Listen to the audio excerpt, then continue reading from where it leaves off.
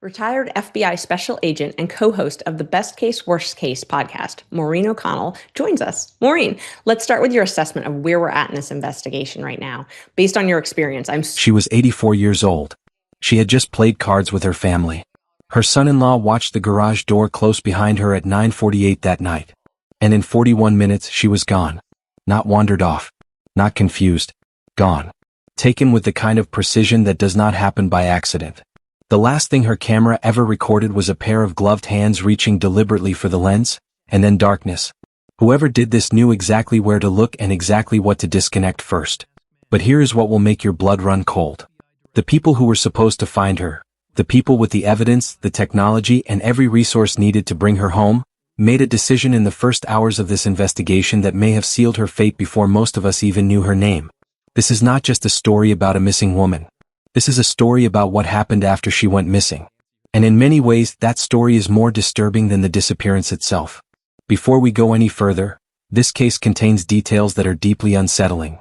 The content ahead involves an elderly victim, potential evidence of deliberate obstruction, and truths that the people in power did not want you to hear. Viewer discretion is strongly advised. If you are new here, welcome to Fatal Files. Hit that subscribe button right now because this is not the kind of channel that lets a story go until every layer has been pulled back. And drop a comment below. Tell us where in the world you are watching from. This case has reached people everywhere and we want to know where you are standing as this unfolds. The last image the camera ever recorded was a pair of gloved hands reaching for the lens. A man crouches at the front door of a house in Tucson, Arizona at 1:47 in the morning. He has a flashlight clenched between his teeth. He pulls a plant from the garden and presses it against the camera. Then the feed goes dark. 41 minutes later, Nancy Guthrie was gone. She was 84 years old. She had just played cards with her family. Her son-in-law watched the garage door close behind her at 9:48 that evening. That was the last time anyone who loved her saw her. What followed was not just the story of a missing woman. It became the story of a wall built deliberately around the investigation meant to find her. A personal grudge dressed up as professional judgment. A federal agency blocked at every turn. And a sheriff whose own people eventually said, on the record and with their names attached, that enough was enough. Before we go further, this documentary covers the suspected abduction of an elderly woman, active law enforcement controversy, and an investigation still open as of today. Viewer discretion is advised.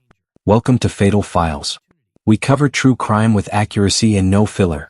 Subscribe now and ring the notification bell because this case is still active and every development matters. Tell us in the comments where in the world you are watching from. Nancy Ellen Long was born on January 27, 1942, in Fort Wright, Kentucky. She met a mining engineer named Charles Guthrie on a blind date at a University of Kentucky basketball game. They married on December 28, 1963, and relocated globally for his work before settling permanently in Tucson's Catalina foothills in the early 1970s. Their daughter Savannah was born in Melbourne, Australia. Charles died of a heart attack in 1988 at age 49 while on a work trip in Mexico. Nancy raised 3 children alone after that: Savannah, Annie, and Cameron. She never left Tucson. She stayed in that Catalina foothills home for over 30 years, pacemaker-dependent, sharp, faithful, and fiercely independent. In November 2025, 3 months before she disappeared, Savannah brought a Today Show crew to Tucson for a homecoming segment. She, Nancy, and Annie sat together at El Charro Cafe and filmed on camera. Nancy said Tucson felt wonderful. 3 months later, FBI agents walked through those same doors asking staff whether anyone had been watching during that filming. Investigators had also confirmed that someone had searched Google for Nancy's home address in the Catalina foothills as far back as June 2025, again in November, and again on January 11, 2026, 3 weeks before she disappeared. That television segment was not just a memory. It had become evidence. January 31, 2026. Saturday evening. Nancy took an Uber to Annie's home at 5:32 in the afternoon. Dinner. Card games. A normal Saturday. Hours later, Annie's husband Tommaso Cioni drove her home.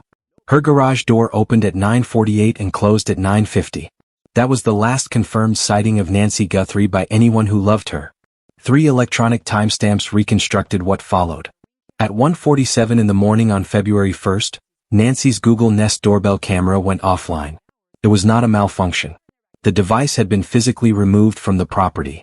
Recovered footage showed the masked suspect at the door, crouching and deliberate, pressing vegetation against the lens before taking the camera entirely. At 2:12 in the morning, an interior motion sensor logged movement inside the home. No footage. Only a timestamp. At 2:28 in the morning, Nancy's pacemaker disconnected from its monitoring app on her Apple devices. The app registered the exact second the signal went dark. Camera removed. Motion detected. Pacemaker silent. 41 minutes. The following morning, Nancy failed to appear at a friend's home to watch their regular Sunday church livestream. The friend called Annie. The family went to the house. Her phone was on the counter. Her wallet and medication were inside. Every personal belonging was exactly where she had left it. She was not there. They called 911 just before noon.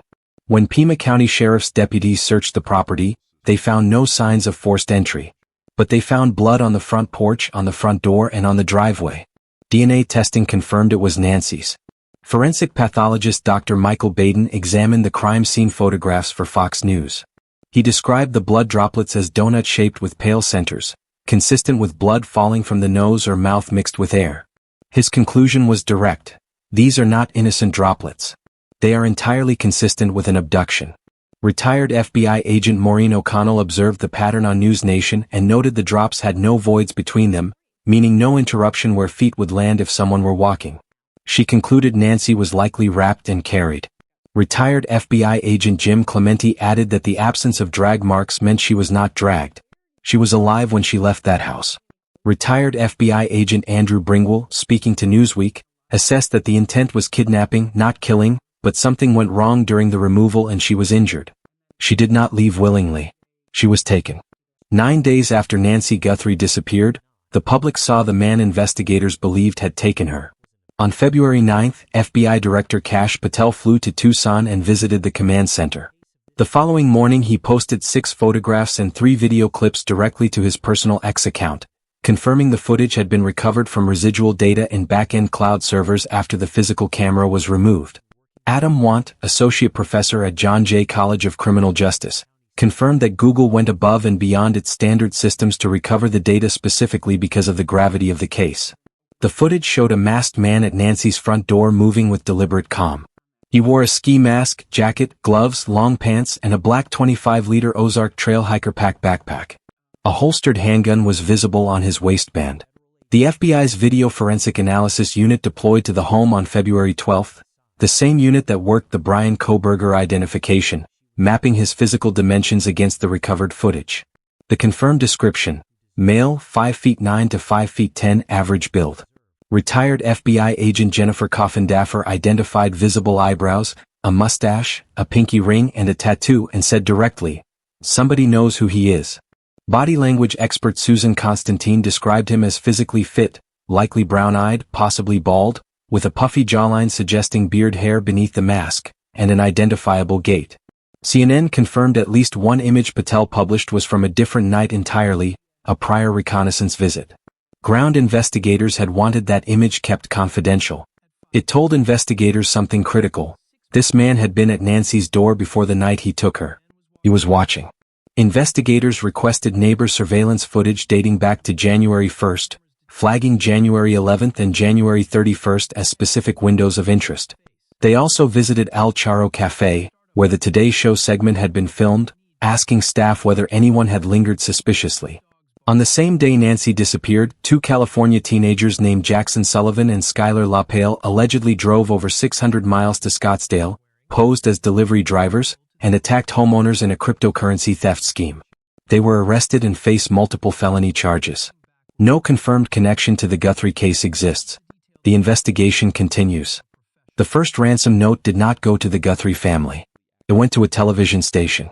On February 2nd, KOLD News 13 received a message through its tip system. KGUN 9 received the same note. 12 hours later, TMZ received it too.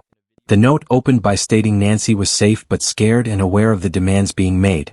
It demanded millions of dollars in Bitcoin by 2 deadlines, February 5th and February 9th. It provided no way to contact the sender. One direction. 2 deadlines. No negotiation. What made investigators take it seriously was what the writer knew. The note described the specific location of Nancy's Apple Watch inside the home, and a damaged floodlight in the backyard. Both details had not been made public.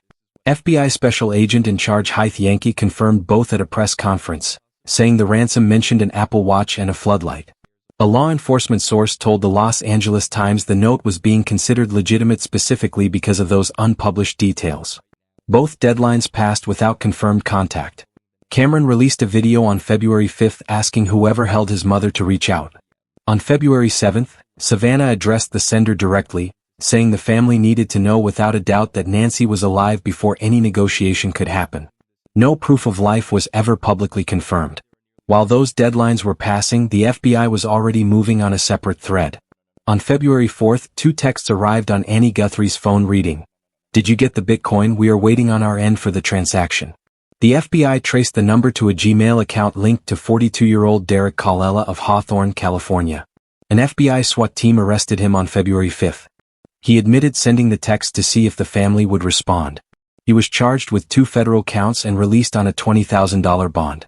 He was not Nancy's captor.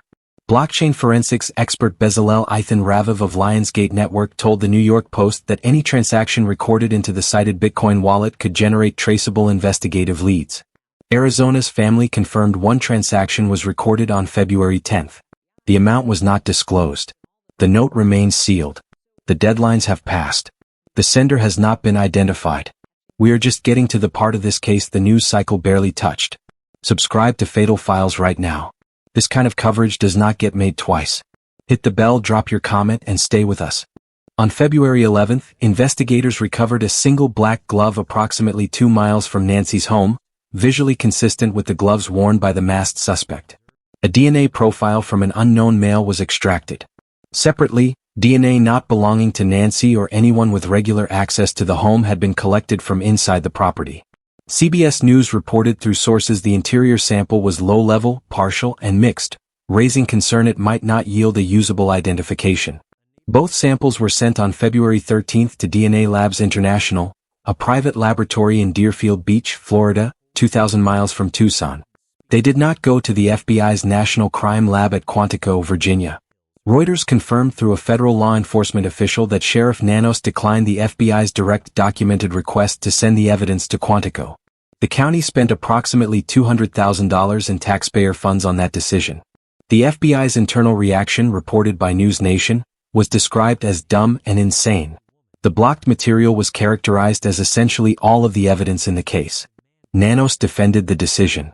He told CBS News he had used DNA Labs International for years and did not want to split evidence between 2 facilities. Arizona state records confirmed the department had an existing contract with the Florida lab since 2022. However, Kristen Middleman, co-founder of Othram, the Texas forensic genetic genealogy lab that helped identify Brian Kohberger, told Fox News Digital the decision was devastating. She said DNA Labs International is a traditional forensic lab that consumes evidence to make a standard DNA profile, and she could not understand why the evidence did not go to Quantico, which has a direct pipeline to Othram for genetic genealogy. The Cody's results returned no match. On March 4, the glove DNA was traced to a restaurant worker near Nancy's home with no connection to the investigation. The glove was a dead end. The interior DNA remained under analysis with no usable identification. The Idaho College murders comparison made the cost of those decisions visible. 4 students killed on November 13, 2022. 1 DNA sample from a knife sheath, sent to Othram. Within 48 hours, Othram traced the suspect's ancestry and narrowed the search to 2 families in Pennsylvania. Brian Kohberger was arrested 47 days after the crime. Between the crime and the arrest, law enforcement made one public statement: the suspect's physical description. Nothing about the DNA, the lab, the technology, or the methodology. In Tucson, Nanos went on NBC on day 23 and said DNA analysis could take weeks, months, or maybe a year. He had already confirmed publicly that investigators were using an FBI Bluetooth signal detection helicopter to locate Nancy's pacemaker. President Trump addressed this from Air Force One on February 19, saying that once the public knew about the pacemaker tracking, whoever was holding Nancy would simply ensure they could not be tracked. The sweeps produced no confirmed signal. The difference between 47 days to an arrest in Idaho and 42 days with no arrest in Tucson was not resources. It was a series of decisions made by the same man. While 400 personnel were assigned to the case and the FBI was present with full capability, every single operational decision passed through 3 men: Sheriff Chris Nanos, Chief Jesus Lopez, and Captain Juan Carlos Navarro. Sources inside the department told the Daily Mail, he will only let himself or two of his hand-picked staffers make decisions on the case. Everybody else is being told what to do. A second source said experienced homicide detectives were sidelined. It is the tail wagging the dog. A federal source told the American Tribune that FBI agents were not even certain why the stonewalling was happening. Retired FBI Special Agent Maureen O'Connell told News Nation, if there are issues, they are usually at the top. Criminal defense attorney Sarah Azari reported on News Nation that Nanos had allegedly reassigned the only deputy certified to fly the department's thermal imaging search plane to street patrol during the critical first hours, leaving the aircraft grounded for 3 hours. She called the crime scene grossly contaminated after 2 reporters were allegedly allowed access before a proper perimeter was established. Former Pima County SWAT Commander Lieutenant Bob Kriegier, who spent nearly 30 years in the department, told the Surviving the Survivor podcast on March 4 that a department-wide internal survey had found 98% of commissioned officers gave Nanos a vote of no confidence. He said the most experienced homicide detective in the department had only 3 years in that unit because all the senior veteran detectives had left because of Nanos. He told Radar Online, I am pissed off and sad.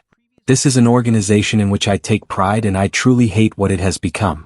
The United Cajun Navy submitted a 40-page operational plan and was left in a holding pattern. EquiSearch was similarly turned away. Jennifer Coffin-Daffer described the case to Newsweek as a red-hot case with up to 100 agents working all actionable leads, while simultaneously questioning why proven volunteer search organizations were being ignored. By early March, 5 Pima County Sheriff's Department officers and several FBI agents were formally assigned to a dedicated joint task force. The wall was coming down. To understand why the investigation ran the way it did, you need to know who was running it. In 2015, the FBI opened a formal investigation into the Pima County Sheriff's Department for alleged misuse of civil asset forfeiture funds. It was public, damaging, and contributed directly to Nanos losing his re-election bid in 2016. He won the office back eventually. But what returned with him was a grievance that the people closest to him had been watching accumulate for years. On March 9, Arizona Republic reporter Stephanie Murray published records obtained directly from the El Paso Police Department. They revealed that Nanos had resigned in lieu of termination from his very first law enforcement job in 1982, 2 years earlier than the date listed on his official Pima County resume. Over 6 years with the El Paso Police Department, which he joined in 1976, Nanos had accumulated 26 allegations on his internal affairs card and served 37 days of unpaid suspension for excessive use of force, off-duty gambling, tardiness, and failure to report for duty. His most serious incident came in March 1982 when he allegedly kicked a robbery suspect named Carlos Urias in the head during an arrest, sending Urias to the intensive care unit. A grand jury declined to indict him. He was given a choice, resign or be terminated. He resigned. The classification on his internal affairs card read insubordination and consistent inefficiency. When the Arizona Republic contacted him for comment, Nanos responded by email, that is your urgent request. You sure you do not want to go back to my high school and ask why I got swats from the principal? Good luck with your hit piece. The department acknowledged 2 resume date errors and called them administrative in nature. Richard Castigar Jr., Nanos's former chief deputy who served as his direct second-in-command for years before retiring in 2023 after 46 years in the same department, went to the Daily Mail on the record. He said Nanos holds great disdain for the FBI, that the case should have been turned over to the FBI 2 weeks earlier, that all the evidence should have gone to Quantico from the beginning, and that Nanos was a quintessential micromanager who is not effective. Sergeant Aaron Cross, president of the Pima County Deputies Organization, the union representing the sheriff's own officers, told reporters it was a common belief inside the agency that the Guthrie case had become an ego case for Sheriff Nanos and that Nanos believed the FBI had cost him his 2016 election. Former Chief Deputy Richard Carmona went on television, praised every rank-and-file investigator, and then said the department was disappointed at the lack of leadership at the senior position. Nanos drew additional criticism for attending an Arizona Wildcats NCAA game while the Guthrie family was filming their video response to Nancy's abductor. Criminal defense attorney Sarah Azari laid out the accountability landscape. Qualified immunity protects law enforcement from personal civil liability unless conduct violates clearly established law. Arizona sovereign immunity shields government entities for discretionary acts. The legal bar is high. But as Azari put it, The law may not give the family a lawsuit. It cannot take away the record.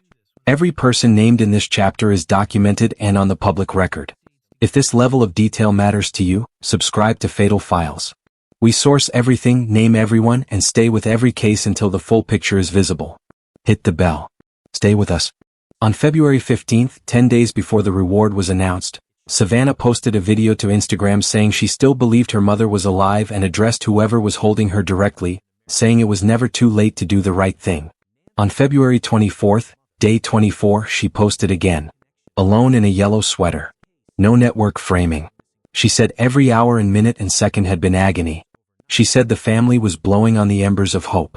Then she said what no official press conference had said in 3.5 weeks. She may already be gone. She may have already gone home to the Lord she loves, dancing in heaven with her mother, her father, her beloved brother Pierce, and their daddy. The family had been advised against offering a reward in the early weeks. They moved forward anyway. Within 24 hours, a $1 million family reward was announced. The FBI confirmed over 750 targeted calls came in within the first 12 hours. A federal official told NBC, "We do not need another 1,000 calls. We need one." The FBI separately offered $100,000, and 88 Pima County Crime Stoppers added $102,500, bringing the combined total to over $1.2 million. The family also announced a $500,000 donation to the National Center for Missing and Exploited Children. Retired FBI agent Maureen O'Connell said if more than one person was involved, they were now in an air fryer deciding who jumps out first. Jennifer Coffin-Daffer told Newsweek the most likely path to solving this case was someone in the suspect's orbit deciding the reward was worth more than their loyalty. Separately, 2 men were detained and cleared during the investigation. Carlos Palazuelos, a delivery driver stopped in Rio Rico 60 miles south of Tucson, was held for 4 hours after investigators said he resembled the suspect's eyes. He was cleared. Luke Daly had his home raided by a SWAT team, his Range Rover seized, and his phone taken. He told True Crime Arizona the experience was a nightmare. He was cleared. His phone had not been returned at the time of his interview. Dominic Evans, an elementary school teacher who played drums alongside Tommaso Cioni in a Tucson band called Early Black, became the most damaging target of online vigilante activity. Internet sleuths circulated side-by-side comparisons of his physical features with the suspect to millions of viewers. People showed up at his home. His wife Andrea told the New York Times she was scared numb. Evans told the paper, "I feel like someone has taken my name. There are innocent people that get hurt." He had voluntarily spoken to the FBI and the Sheriff's Department and was not contacted again. Nanos confirmed the entire Guthrie family and all spouses were cleared. As of this moment, Nancy Guthrie is still missing. No suspect has been publicly named. No arrest has been made. The FBI confirmed today that additional imagery has been recovered from cameras at Nancy's home and is now being analyzed. The investigation continues under the official presumption that she is alive. A dedicated joint task force of 5 Pima County Sheriff's officers and several FBI agents is now working the case full-time. The FBI command post moved from Tucson to Phoenix while maintaining a ground presence in the Catalina foothills. The Florida private lab continues processing the only remaining biological sample, the interior DNA from Nancy's home. It has not produced a usable identification. Cadaver dogs have been stood down but remain available. Tips have tapered from their early surge but investigators continue urging anyone with information to come forward. Nanos told NBC on March 13 that investigators are definitely closer. He confirmed the department has unreleased information. When asked if the suspect could strike again he said, "Absolutely. Criminal minds are criminal minds." Parade magazine reported one final layer of context. In 1983, a masked predator known as the primetime rapist terrorized the same Catalina foothills neighborhood where Nancy lived. His name was Brian Frederick LaRiva. An electrician and air conditioning mechanic who wore a ski mask, he attacked 90 people across 30 incidents over 3 years before taking his own life in September 1986 as officers moved in. Pima County Sheriff Clarence Dupnick ran that investigation. 40 years later, the same neighborhood is asking the same questions. Nancy Guthrie was 84 years old. She had lived in the same home for over 30 years. She was taken by someone who had been watching her for months. The forensic evidence to identify him existed. The technology to process it was available. The federal agency with the capability to use it was present and asking. A $200,000 private lab decision sent that evidence in the wrong direction. The sheriff's own union called it an ego case. His former second-in-command said all evidence should have gone to Quantico from day one. Public records show the man running this investigation left his very first law enforcement job in 1982 with insubordination and consistent inefficiency on his file, and listed the year wrong on his résumé for decades. Nancy is still missing. The investigation is active. The reward is unclaimed. Call 1-800-CALL-FBI, submit anonymously at tips.fbi.gov, or call Pima County at 520-351-4900. The total reward is over $1.2 million. It can be paid in cash. If this documentary gave you the full picture the news cycle could not, subscribe to Fatal Files right now. Ring the bell. When this case breaks, we will cover it first and fully. Tell us in the comments what you think happened to Nancy Guthrie. This case is not over. And neither are we.